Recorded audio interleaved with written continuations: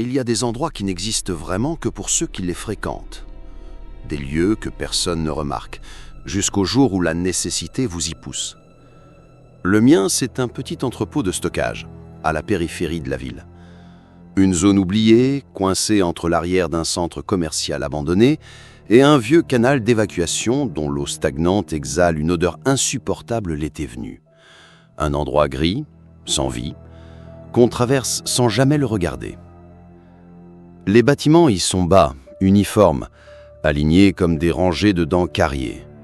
Le béton craque par endroits, les portes métalliques sont piquées de rouille et les lampes fluorescentes qui jalonnent les couloirs bourdonnent sans relâche, certaines vacillant jusqu'à s'éteindre complètement. La nuit, l'endroit ressemble à un cimetière de métal et de ciment, rongé par le temps. Dans le bureau, la machine à soda vole plus de pièces qu'elle n'en rend de canettes. On dit qu'il faut frapper à un point précis du poing ou du talon pour espérer voir tomber une boisson tiède. Mais même ça, ce n'est pas garanti. C'est là que je travaille. De nuit. Mon rôle paraît simple. Fermer le portail à 11h, l'ouvrir à 6h, faire mes rondes une ou deux fois, vérifier que personne n'ait élu domicile dans une unité laissée entrouverte. Les caméras fonctionnent à moitié, les alarmes aussi. Les registres doivent être tenus à jour, mais personne ne vérifie vraiment. En théorie, personne n'est censé se trouver là une fois la nuit tombée. En pratique, disons que les règles sont élastiques, tant que rien ne brûle et que les papiers sont remplis. J'ai vu défiler des collègues. Ils ne restent jamais longtemps. Des ados cherchant de l'argent de poche, des paumés en quête d'un salaire de survie, des ex-taulards envoyés ici pour purger des heures de travail d'intérêt général. Tous finissent par disparaître, comme s'ils n'avaient jamais existé. Moi, je suis resté. Pas par attachement au lieu, mais parce que je n'avais pas vraiment d'autre plan. Au début, je croyais que c'était un boulot sans histoire, jusqu'au jour où j'ai appris la seule règle qui compte vraiment ici. Elle ne figure dans aucun manuel, dans aucun contrat, mais tout le monde la connaît. Ne jamais toucher à l'unité 103. C'est une porte comme les autres, du moins en apparence. Un vieux cadenas épais, corrodé, pend à la poignée. Les archives indiquent clairement « accès interdit », ne pas ouvrir, ne pas louer. Pourtant, chaque mois, le loyer est payé. Toujours en liquide, toujours à l'heure, toujours au centime près. Jamais d'adresse d'expéditeur, jamais de nom. Parfois même, l'enveloppe n'apparaît pas, mais les registres tout de même sont mis à jour. Paiement effectué. Comme si l'argent se matérialisait dans les comptes, sans qu'on sache comment. Je n'y avais pas prêté grande attention jusqu'à ce qu'un mail tombe dans ma boîte pro. Une de ces circulaires impersonnelles envoyées d'un bureau anonyme situé bien loin d'ici. Tous les box doivent être vérifiés et recensés. Contrôle visuel, inventaire, photo. Rien de spécial, juste une vérification trimestrielle. Alors, naïvement, j'ai demandé « Et pour l'unité 103 ?» Mon supérieur avait marqué un silence. Sa voix avait changé, un rien plus basse, plus ferme. « Tu l'ignores, tu ne notes rien. Fais-moi confiance. » Et c'était tout. Pas de justification, pas d'explication. Fin de la conversation. Le soir même, j'ai glissé le sujet à un collègue, histoire de rire un peu. J'ai parlé du fameux box 103 en attendant une réaction complice. Mais il s'est figé. Il a reposé son sandwich sans même finir de mâcher, m'a fixé un instant, puis a murmuré « N'en parle pas. Pas même à voix haute. » Ensuite, il a rangé ses affaires et s'est éloigné, comme si j'avais franchi une limite invisible. C'est à ce moment-là que quelque chose a commencé à changer en moi. La curiosité a germé, d'abord minuscule, puis grandissante, tenace. Pourquoi ce silence? Pourquoi cette crainte? Qu'y avait-il derrière cette porte que personne ne voulait voir ouverte? Dès lors, mes rondes ne furent plus les mêmes. Mes pas me ramenaient toujours vers ce box. Mes yeux scrutaient les murs, les cadenas, les traces sur le sol. Et peu à peu, des détails étranges m'ont sauté aux yeux. Des marques récentes sur le cadenas pourtant ancien, comme si on l'avait forcé ou manipulé. De fines rayures métalliques qui ne figuraient pas là la veille. Je savais qu'aucun d'entre nous n'avait les clés. Pas même moi. Alors, qui? Et surtout, pourquoi? Et vous? Oseriez-vous continuer à écouter ce qui se cache derrière la porte 103? Si vous voulez découvrir la suite, abonnez-vous à Nuit d'horreur et poursuivons ensemble. Depuis cette soirée où mon collègue avait interrompu son repas pour m'ordonner de ne plus prononcer ce numéro, je n'ai plus jamais regardé l'unité 103 de la même manière. C'était comme si, soudain, une fissure invisible s'était ouverte dans ma routine. La banalité de mes nuits n'existait plus. Chaque pas que je faisais dans ces longs couloirs de béton résonnait différemment. Chaque lueur vacillante d'un néon semblait danser uniquement pour attirer mon regard vers cette porte maudite. Je m'étais toujours considéré comme quelqu'un de pragmatique, peu enclin à croire aux histoires de fantômes. Pourtant, à force d'y penser, mon esprit a commencé à remplir les vides. Quand on s'arrête trop longtemps sur quelque chose d'inexpliqué, on finit toujours par projeter ses propres peurs. Je me suis mis à examiner tout ce qui entourait 103. Le sol d'abord.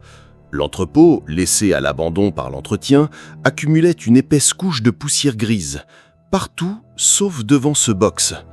Là, la poussière formait des cercles, des spirales, comme si quelque chose s'était traîné en laissant des traces concentriques. Parfois, on aurait dit des empreintes, mais pas vraiment humaines. Un soir, je me suis accroupi pour observer de plus près. L'air y semblait plus froid, chargé d'une humidité qui n'avait rien à voir avec l'atmosphère sèche des autres couloirs. J'ai glissé ma main sous la porte, pensant sentir du courant d'air. À la place, mes doigts ont frôlé quelque chose de dur, de sec. En le tirant, j'ai découvert de petits fragments semblables à des copeaux brunâtres, rigides comme de l'os, mais trop fibreux pour en être vraiment. Pas du bois, pas de tissu, rien que je puisse reconnaître. Pris d'un dégoût instinctif, je les ai jetés dans les toilettes du bureau. Mais dès que la chasse a englouti ces morceaux étranges, j'ai ressenti une sensation brutale, comme si je venais de commettre une erreur. À partir de cette nuit-là, les choses se sont accélérées. Le premier signe tangible, ce fut la lumière. L'ampoule du couloir de 103 s'est mise à clignoter, puis à griller complètement. L'équipe de maintenance est venue 2 fois pour la remplacer. 2 fois, l'ampoule a lâché en moins d'une semaine. Les autres néons du bâtiment, eux, continuaient de grésiller tranquillement. Seul celui-là refusait de tenir, comme si quelque chose le brûlait de l'intérieur. Puis il y a eu les bruits. D'abord 2 simples grattements, comme des rats coincés derrière la tôle. J'ai signalé le problème et la réponse est tombée sèche, définitive. Ce sont des rongeurs, ne pose plus de questions. Mais ce n'étaient pas des rats, j'en suis convaincu. Parce que les nuits suivantes, les grattements se sont mués en choc, découlant, espacés, comme un battement régulier, boum, boum, boum. Et ce rythme, je le sentais plus que je ne l'entendais, comme un écho dans ma poitrine, une vibration qui me forçait à en ralentir ma respiration. Mes collègues aussi s'en plaignaient, du moins ceux qui n'avaient pas encore fui ce poste ingrat, mais eux n'osaient pas en parler trop fort. Ils faisaient mine d'ignorer, accéléraient leur ronde, évitaient le couloir 103. Moi, je n'y arrivais plus. J'étais happé. Chaque bruit, chaque souffle, chaque silence autour de cette porte devenait une obsession. Je me suis mis à fouiller dans les archives, dans ces vieux classeurs poussiéreux que personne n'ouvre jamais. La plupart contenaient des papiers sans intérêt, contrats de location, reçus, documents froissés d'anciens clients oubliés, mais en cherchant, j'ai trouvé des mentions de l'unité 103 dans des registres datant d'avant même la construction actuelle du bâtiment. C'était impossible. Le box semblait exister depuis toujours, comme une cicatrice incrustée dans le temps. Les noms inscrits sur les anciens baux n'avaient rien d'authentique. Des sociétés disparues depuis des décennies, des signatures illisibles, des symboles tracés à l'encre rouge qui avaient traversé plusieurs pages. Certains traits ressemblaient davantage à des glyphes qu'à une écriture humaine. Et pourtant, toujours la même constante, loyer payé, aucun retard, aucun défaut. J'ai eu l'impression, en feuilletant ces pages, de mettre mes mains dans quelque chose de vivant, comme si le papier lui-même respirait sous mes doigts.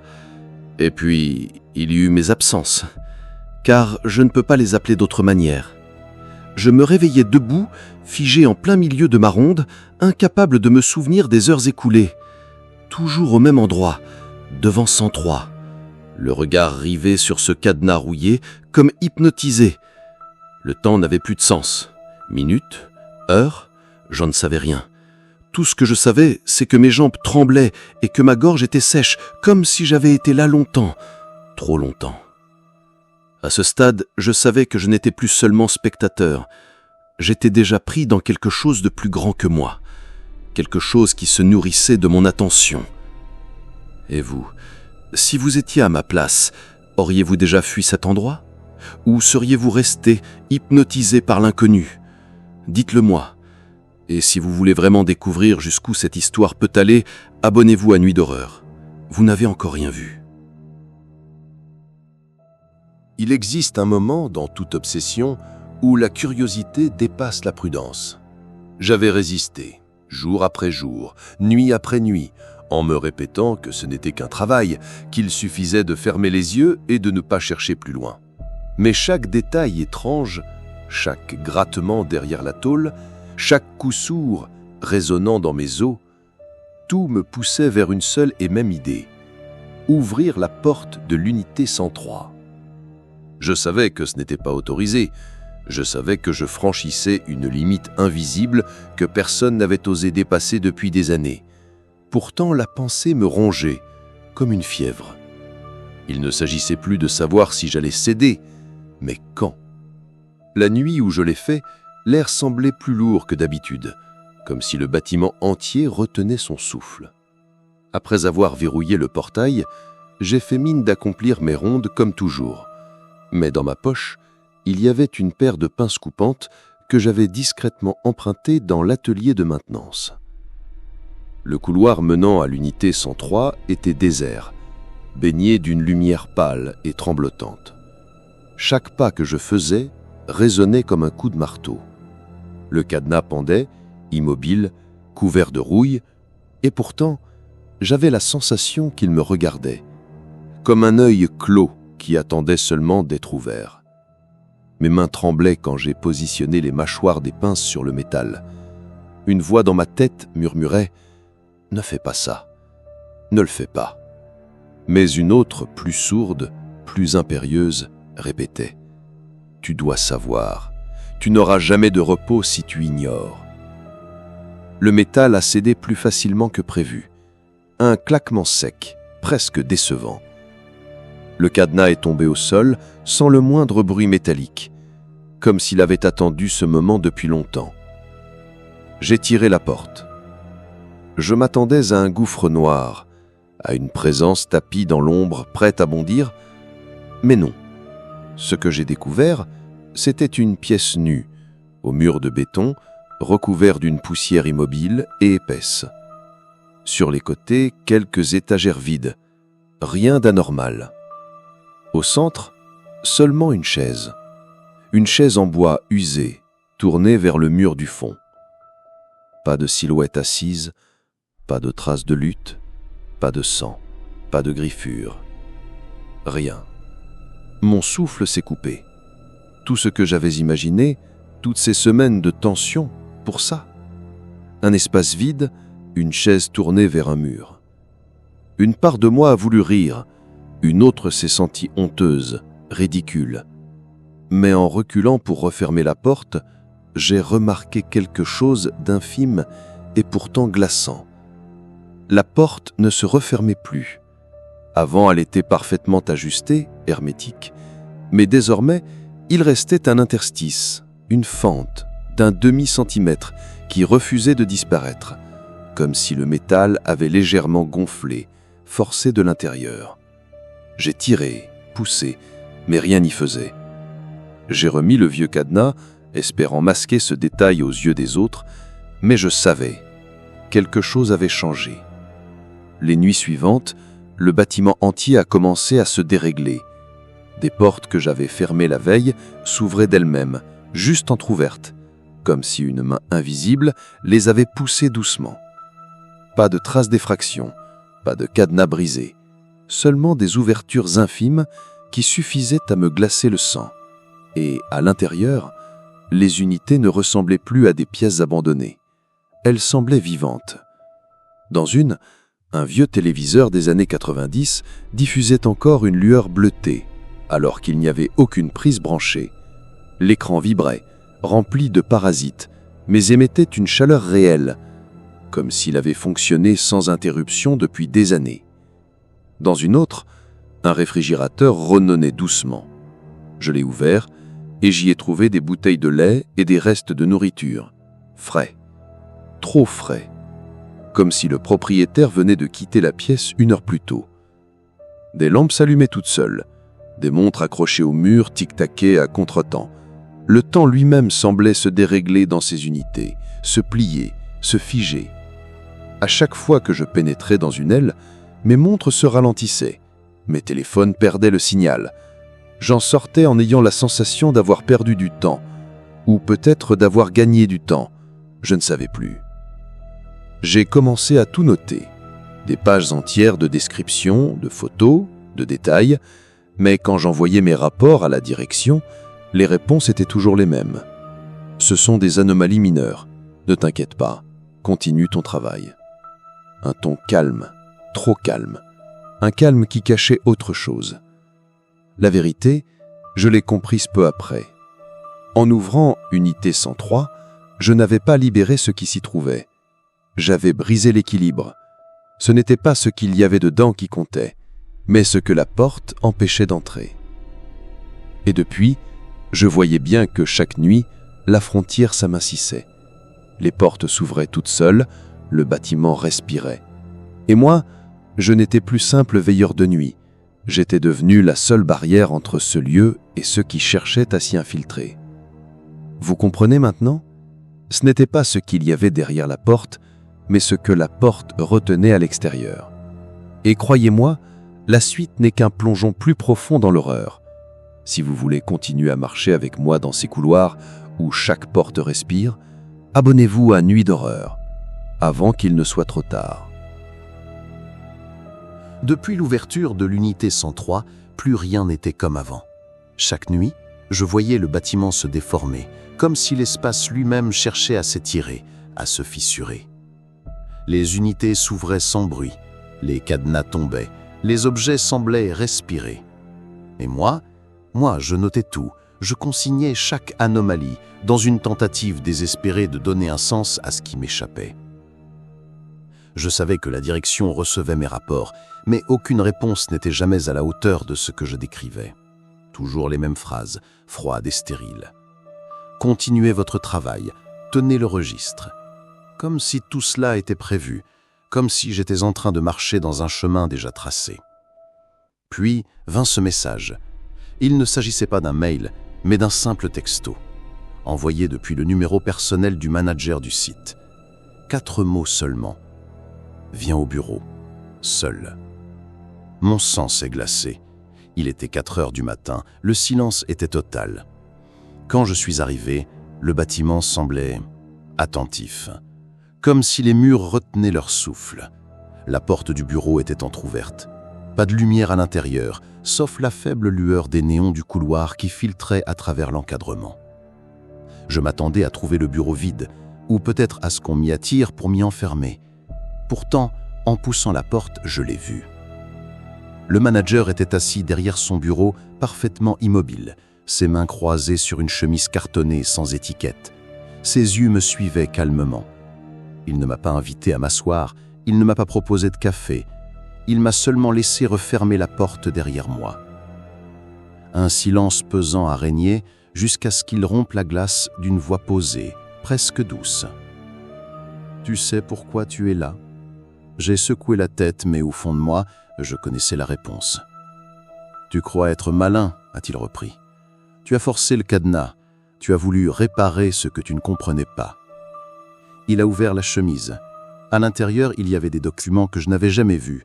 Mon dossier personnel, des relevés de mes rondes, des photos de moi, debout devant 103, fixant la porte trop longtemps. ouvrant des unités que je n'aurais pas dû toucher. Nous mettons les gens en garde pour une raison, a-t-il poursuivi. L'unité 103 reste close parce que l'ignorer la maintient tranquille, comme un chien qui cesse d'aboyer quand plus personne ne l'écoute. Mais toi tu as insisté, et tu l'as réveillé. Mon cœur battait à tout rompre, je me suis entendu demander d'une voix sèche « Alors, que va-t-il m'arriver » À ma surprise, il a souri. Pas un sourire cruel, non, plutôt compatissant, comme un professeur qui regarde un élève qui vient de franchir une étape douloureuse mais nécessaire. Considère ça comme une promotion. Il a poussé vers moi un trousseau de clés. Pas seulement celles de l'entrée ou du bureau, non, des clés lourdes, anciennes, que je n'avais jamais vues. Elles tintaient d'un son grave, métallique, comme si chaque clé portait en elle un poids invisible. Ce bâtiment, a-t-il expliqué, n'a jamais été destiné à stocker des meubles ou des souvenirs. Il a toujours eu une autre fonction, retenir. 103 n'est pas unique, c'est seulement la plus ancienne. Les autres sont plus jeunes, moins stables, mais toutes exigent de l'attention. J'ai baissé les yeux vers les clés, incapable de les toucher. « Et si je refuse ?» ai-je demandé. Il a haussé les épaules. « Personne ne refuse. Soit tu fermes les portes, soit tu rejoins ce qui se trouve derrière elles. » Il a ouvert à nouveau la chemise, révélant une liste de noms. Je l'ai reconnu. C'était une suite de personnes qui m'avaient précédé. Des gardiens, des veilleurs, tous marqués de la même note finale, réaffectés à la surveillance de confinement. Jamais de date de démission, jamais de fin. Alors j'ai compris. Ce n'était pas un métier, c'était un héritage, une chaîne sans fin, un flambeau maudit que l'on transmet à celui qui regarde trop longtemps la mauvaise porte. Le manager s'est levé, ses os craquant doucement. À la lueur des néons, son visage paraissait à la fois jeune et usé, comme si plusieurs âges se superposaient en lui. Il s'est approché et, sans un mot, a déposé les clés dans ma main. Elle était glaciée, plus lourde que tout ce que j'avais jamais porté. « Tu comprends maintenant » a murmurait-il. « Il n'y a pas de sortie. Tu fais partie du bâtiment. Tu es son nouveau gardien. » Puis il m'a raccompagné jusqu'à la porte. Quand je me suis tourné, il avait disparu. Plus de dossier, plus de chaise, plus rien. Ce soir-là, je suis reparti dans les couloirs avec ce trousseau accroché à ma ceinture. Et pour la première fois, j'ai compris le véritable sens de ce travail. Fermer les portes, encore et encore, sans chercher à savoir ce qu'il y a derrière. Parce que si elles restent ouvertes trop longtemps, quelque chose finit toujours par passer. Imaginez recevoir un trousseau de clés qui n'ouvre non seulement des portes, mais des secrets que vous ne devriez jamais connaître. Seriez-vous capable de les porter ? Si cette histoire vous glace déjà, abonnez-vous à Nuit d'horreur, car ce n'est que le début. La nuit où j'ai hérité des clés, je n'ai pas dormi. Comment l'aurais-je pu ? Chaque tintement métallique à ma ceinture me rappelait la sentence que je venais d'accepter, ou plutôt qu'on m'avait imposée. À partir de ce moment-là, mes rondes n'étaient plus les mêmes. Avant, je marchais pour tuer le temps. Maintenant, chaque pas avait un poids. Chaque porte entr'ouverte devenait une menace. Chaque serrure mal fermée, un rappel de ce qui m'attendait si je baissais la garde. Les anomalies se sont multipliées. Certaines nuits, je découvrais des portes entr'ouvertes, pourtant verrouillées la veille. Je les refermais, replaçais les cadenas, notais dans le registre. D'autres fois, en passant dans les allées, je sentais mon souffle se condenser dans l'air, alors que la météo affichait 20 degrés. Une froideur sourde s'installait, suantant du béton, et je savais que ce n'était pas naturel. Il m'est arrivé d'ouvrir une unité et d'y trouver un appartement figé dans le temps. La télévision diffusait une émission disparue depuis des décennies. Un repas attendait sur une table encore tiède, comme si son propriétaire s'était levé pour répondre au téléphone et n'était jamais revenu. Une autre fois, une pièce entière n'était remplie que de miroirs alignés sur chaque mur, reflétant ma silhouette à l'infini. Mais l'un d'eux ne bougeait pas exactement comme moi. Un décalage infime, une respiration hors du rythme. J'ai fermé la porte, fort. La règle, je l'ai comprise vite. Ne pas s'attarder. Chaque seconde supplémentaire passée devant une porte ouverte, chaque pensée nourrie à propos de ce qu'il pouvait y avoir derrière, nourrissait quelque chose. Le bâtiment réagissait à l'attention. Il respirait à travers nous, et plus je le fixais, plus il s'épaississait, comme une ombre qui prend forme seulement lorsqu'on la regarde. Au début, j'ai cru que je pourrais m'habituer. Mais très vite, la répétition est devenue un supplice. Fermer, noter, fermer, noter. Un rythme mécanique, froid, sans fin. Chaque soir, je marchais seul entre ces rangées de métal, mon stylo tremblant au-dessus du registre. J'écrivais toujours les mêmes mots, les mêmes observations, comme si je récitais une prière. Mais le plus terrible, c'est que je perdais la notion du temps. Une nuit, j'ai levé les yeux après avoir verrouillé une série d'unités. Je croyais n'avoir passé qu'1 heure à marcher, pourtant l'aube pointait déjà. D'autres fois, l'inverse. Je pensais avoir passé toute la nuit à parcourir les couloirs et il n'était que minuit. Le temps lui-même se déformait, s'étirait, se contractait au gré des portes entr'ouvertes. Je ne savais plus si j'avançais dans une routine ou si j'étais piégé dans une boucle. Les années se sont mises à défiler sans que je m'en rende compte. Je ne me souviens pas du moment exact où le manager a disparu. Un jour, il n'était plus là. Son bureau vide, aucune trace, aucune lettre d'adieu. À sa place, une note administrative, froide et brève. Vous êtes désormais l'agent responsable. Comme si j'avais toujours été destiné à ce rôle. Je vieillis. Mon corps me le rappelle chaque jour. Mes articulations craquent, mes yeux s'adaptent plus lentement à l'obscurité. Mais à l'intérieur, j'ai l'impression de ne plus vieillir du tout, comme si mon esprit était coincé dans une éternelle veille de nuit. Les nouveaux embauchés, eux, se succèdent. Je les observe, comme on m'avait observé jadis. Certains fuient après une semaine, d'autres durent un peu plus, jusqu'à ce que l'air lourd et les grattements incessants les brisent. Mais toujours, leurs regards finissent par s'arrêter un peu trop longtemps sur la porte 103. Et alors je sais. Je sais que l'un d'eux, tôt ou tard, prendra ma place. Mais jusque-là, je continue. Parce que je n'ai pas le choix. Parce que chaque serrure que je laisse ouverte, chaque porte que je néglige, peut devenir l'entrée par laquelle elles viendront. À ce stade de l'histoire, j'avais déjà cessé d'être un simple veilleur. J'étais devenu le gardien d'un monde que personne ne devrait voir. Un monde qui se cache derrière des portes métalliques rouillées, attendant seulement qu'une main hésitante tarde à les refermer. Et chaque nuit, en avançant dans ce labyrinthe de béton, je me surprenais à murmurer pour moi-même « Ferme la porte, note le registre, continue ». Comme si ces mots seuls encore pouvaient maintenir l'équilibre. Et vous, si vous marchiez à ma place dans ces couloirs où le temps se tord, auriez-vous le courage de continuer à fermer les portes, encore et encore ?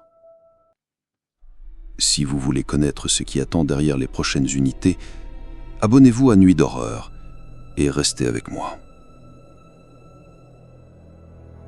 Le temps s'écoule étrangement ici. J'ai fini par ne plus compter les jours, ni les mois. Mes nuits se sont fondues les unes dans les autres, comme si chaque ronde n'était qu'une répétition éternelle de la précédente. Fermer, noter, vérifier. Fermer, noter, vérifier. Et puis, un soir, on m'a annoncé l'arrivée d'un nouveau. Il devait être jeune, à peine 20 ans peut-être, trop jeune pour comprendre où il venait de mettre les pieds. Silencieux, discret, il ne parlait pas beaucoup. Il se contentait d'observer, de noter, d'acquiescer d'un signe de tête quand je lui expliquais la routine. Mais je connaissais déjà ce regard. Celui d'un esprit curieux, celui d'une âme qui ne se contente pas d'obéir. Au début, il faisait semblant, il remplissait ses rondes, il cochait ses cases, mais je le voyais, à la dérobée, ralentir lorsqu'il passait devant certaines unités. Ses yeux glissaient sur les cadenas rouillés, ses doigts traçaient distraitement les fissures des portes métalliques, et surtout, il s'arrêtait trop longtemps devant 103. La première fois que je l'ai surpris, il croyait que je ne le regardais pas. Je l'ai observé poser sa main sur le métal froid, comme pour sentir une pulsation sous la tôle. Il est resté ainsi de longues secondes, immobile, la respiration suspendue, comme s'il attendait une réponse. Je l'ai laissé faire, en silence, parce que je savais, parce que moi aussi j'avais fait ce geste autrefois. Les jours suivants, son comportement a changé subtilement. Il posait des questions, pas directement, jamais frontalement, mais je reconnaissais les détours. Les cadenas, vous les changez souvent ? Pourquoi certaines lumières lâchent toujours au même endroit ? Et est-ce qu'il y a déjà eu des accidents ici ? Je me contentais de hausser les épaules, de répondre par des demi-mots. Mais à chaque fois que ces phrases s'égaraient trop près de 103, je voyais son regard briller, l'avidité du savoir, l'obsession qui germe. Une nuit, alors que nous partagions un café tiède dans le bureau, je lui ai dit, d'une voix ferme sans détour, « N'approche jamais de 103. Ne la mentionne pas, ne la regarde pas, oublie-la. » Il a relevé sa tête, surpris par mon ton. Ses lèvres ont esquissé un sourire comme s'il croyait à une mauvaise blague. « Pourquoi ?» a-t-il osé demander. Je n'ai pas répondu. J'ai seulement répété « Fais-moi confiance. Ne touche pas à cette porte. » Mais au fond de moi, je savais déjà que mes mots ne serviraient à rien. J'avais reconnu ce feu dans ses yeux, le même qui m'avait poussé à briser le cadenas, le même qui m'avait enchaîné à ce rôle. Je savais qu'il était trop tard pour lui, qu'il n'était plus un simple employé. Il était déjà en train de devenir le prochain gardien des clés. Dès lors, mes rondes prirent une autre dimension.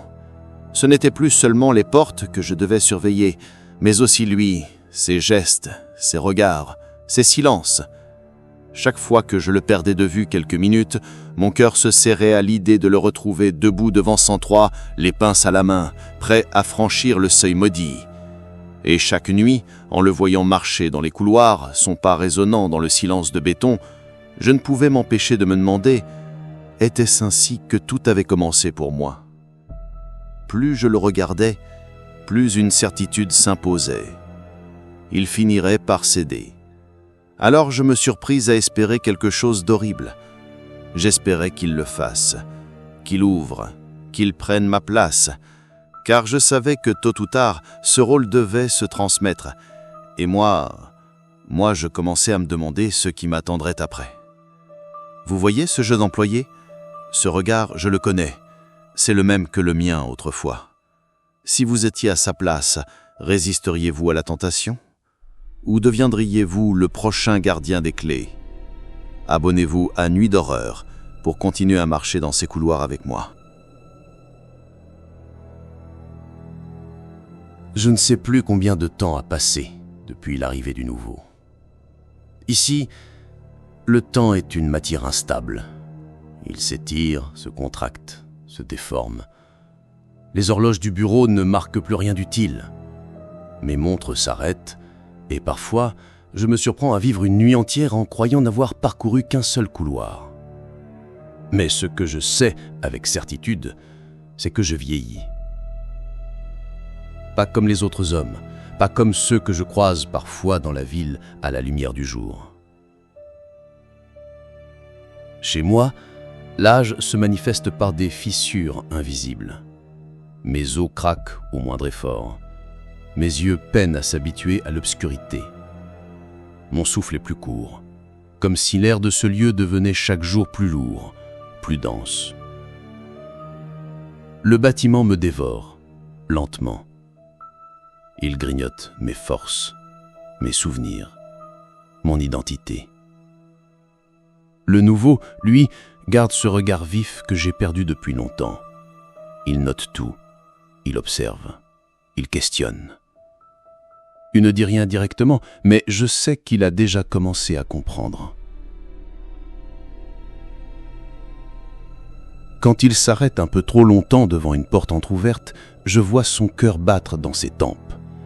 Quand ses doigts effleurent un cadenas rouillé, je reconnais ce frisson, l'appel du mystère, la morsure de la curiosité. Je me revois. C'est moi, des années plus tôt, ignorant encore la véritable nature de ce lieu. Chaque ronde que nous faisons ensemble ressemble à une répétition.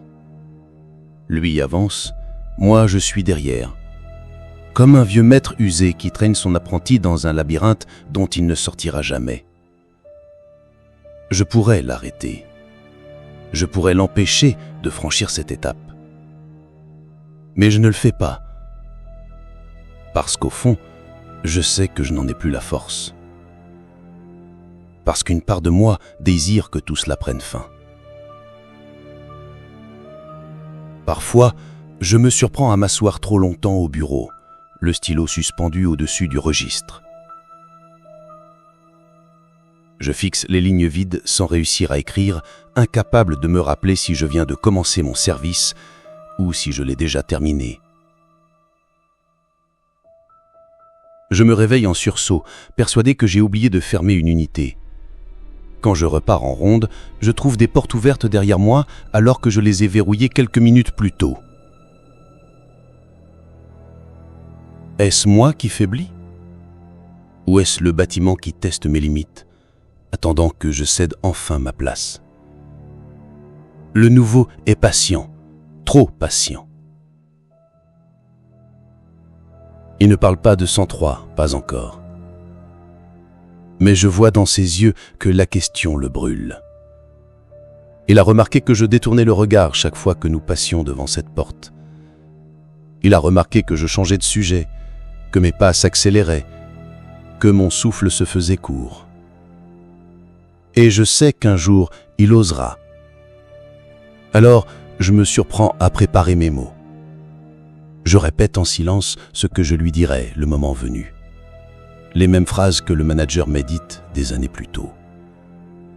N'approche pas de 103, ne la mentionne pas, ne la regarde pas. Mais ces mots ne servent à rien, je le sais.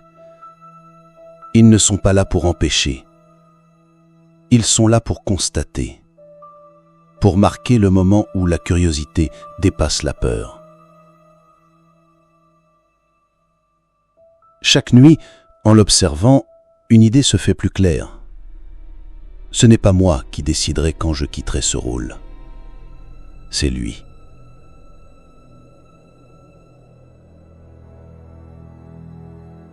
Le jour où ses yeux resteront fixés trop longtemps devant la porte 103, le jour où ses mains chercheront un outil pour forcer le cadenas, le jour où son souffle se suspendra devant l'inconnu, alors la boucle se refermera. Et moi, je disparaîtrai. Mais disparaître, qu'est-ce que cela veut dire ici? Je n'en ai aucune idée. Peut-être que je me dissoudrai dans ces murs, comme tous ceux qui m'ont précédé. Peut-être que mon nom ira s'ajouter à la liste enfermée dans une chemise cartonnée sans étiquette. Ou peut-être qu'une porte s'ouvrira enfin pour moi. Une dernière, celle que je n'ai jamais vue. Et je me demande, chaque nuit, si je l'entendrais m'appeler. Et vous, que feriez-vous à ma place? Attenderiez-vous patiemment que quelqu'un d'autre vous remplace? Ou tenteriez-vous d'ouvrir une porte, juste pour savoir? Si ce récit vous glace déjà, abonnez-vous à Nuit d'horreur, car le pire n'a pas encore été révélé.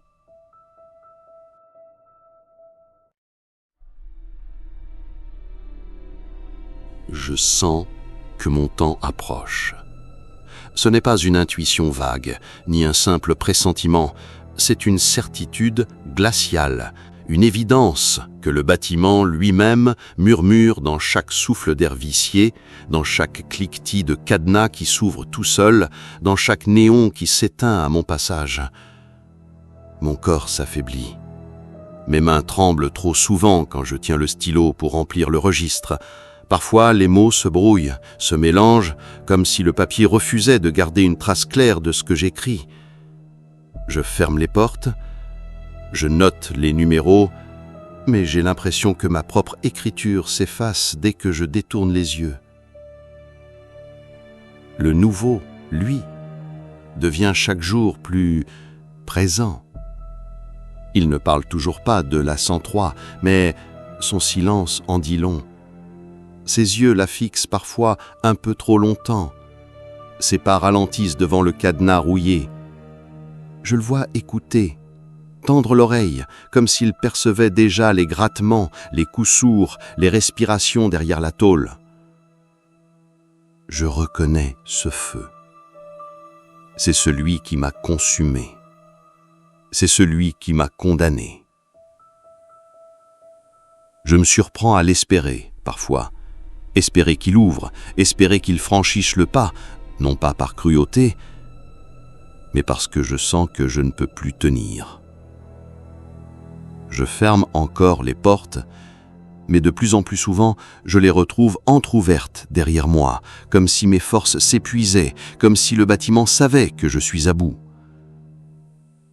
Et peut-être qu'il attend. Peut-être que lui aussi attend que le nouveau se décide. Cette nuit, en m'asseyant dans le bureau, j'ai remarqué quelque chose. Sur le registre, entre deux lignes de mon écriture tremblée, un autre nom était apparu. Pas tracé par moi, pas avec mon stylo. Une écriture ferme, nette, inconnue. Le sien. Le nom du nouvel employé. J'ai compris alors que la transition avait déjà commencé.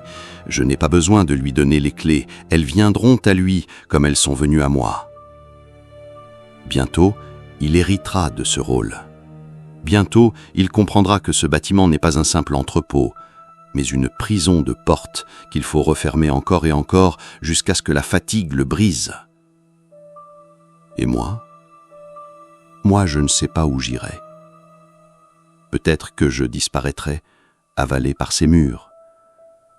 Peut-être que je deviendrai l'un de ces souffles derrière une porte entr'ouverte.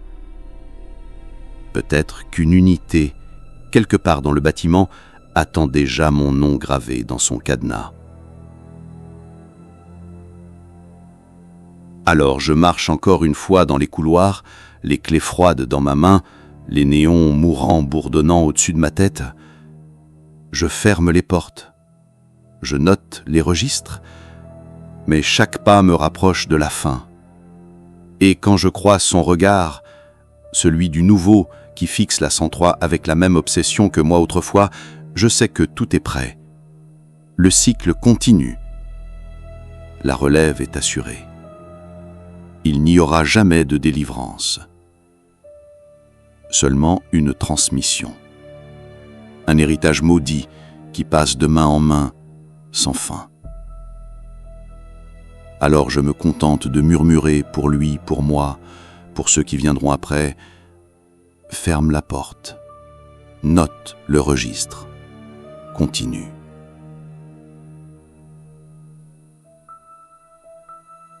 Et vous ? Seriez-vous capable de porter ce fardeau ? De marcher nuit après nuit dans des couloirs où chaque porte entr'ouverte peut être la dernière que vous voyez ? Si vous êtes encore là, c'est que vous avez le courage d'affronter l'inconnu. Alors, abonnez-vous à Nuit d'horreur, car derrière chaque récit, une nouvelle porte vous attend.